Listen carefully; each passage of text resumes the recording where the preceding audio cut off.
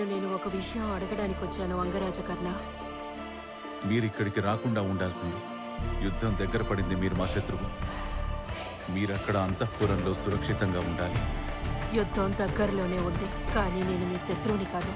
పైగా నీకు నేను అస్సలు శత్రువుని కాదు. అదెలా? ఎందుకనగా నిన్ను కలవటానికి వచ్చిన ఈ స్త్రీ నీ శత్రువు కాదు, ఏ రాజ్యానికి మహారాణి కూడా కాదు, కృష్ణుడికి మేనత్త కాదు, పంచపాండవుల తల్లి కూడా కాదు.